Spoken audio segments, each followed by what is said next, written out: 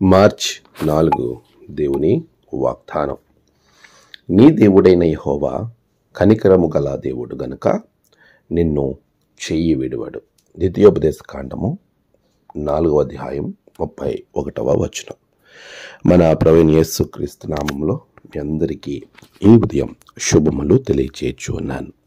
ప్రియులారా, ఎలా ఉన్నారు? అంత క్షేమంగా ఉన్నారా?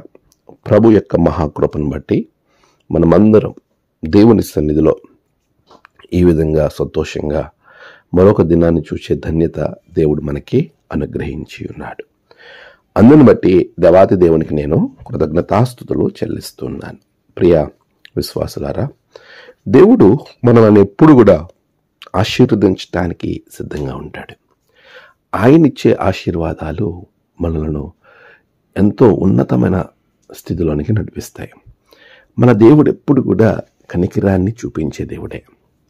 తన ప్రియులు, తనకిష్టమైనటువంటి తన జనాంగం, తన బిడ్డలు, తనను నమ్మిన వారు కష్టములలో, బాధల్లో, ఇరుకులలో, ఇబ్బందులలో ఉంటున్నప్పుడు ఆయన కనికరించేవాడే. కనికరము అనేది ఆయన ఉన్నతమైనటువంటి ఒక లక్షణం.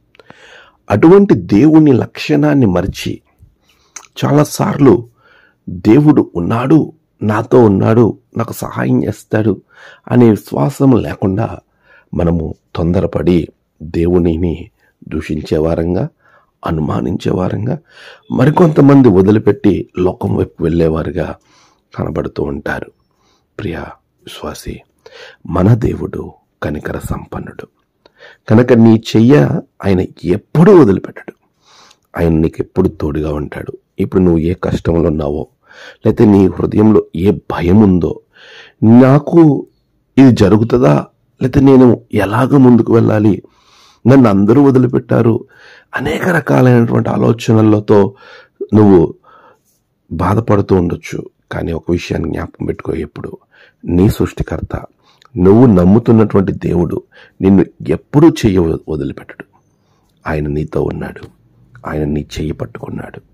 ఆయన అంటున్నాడు, నేను నీ చెయ్యి పట్టుకొని ఉన్నాను, నిన్ను విడువను, ఎడబాయను. నీ చంకను ఆయన ఎత్తుకుని నిన్ను తన యొక్క బిడగా చూసుకునేటువంటి దేవుడు. అటువంటి గొప్ప దేవుణ్ణి నువ్వు కలిగి ఉన్నావు. అదే నమ్మకం, విశ్వాసంతో ముందుకు వెళ్ళు. ప్రభు నిన్ను దీవిస్తారు. ఆమెన్. ప్రార్థన. సర్వశక్తిమంతుడా, గొప్ప దేవా, నువ్వు చెయ్యి విడువను అని వాగ్దానం చేసావు నాయన. నీ బిడలు నువ్వు చెయ్యి విడిచిపెట్టావు అనేటువంటి ఆలోచనలో, అపనమ్మకంలో ఎవరైతే ఉంటున్నారో అటువంటి వారిని ప్రభు బలపరచండి. ఈరోజు వారి ప్రయాణాలు, పనులు, తలపెట్టిన కార్యములలో గొప్ప జయములు దయచేయండి. నేడు జన్మదినము, వివాహ దినము, ఆయా విశేష దినములు జరుపుకున్న బిడ్డలను బహుగా దీవించండి.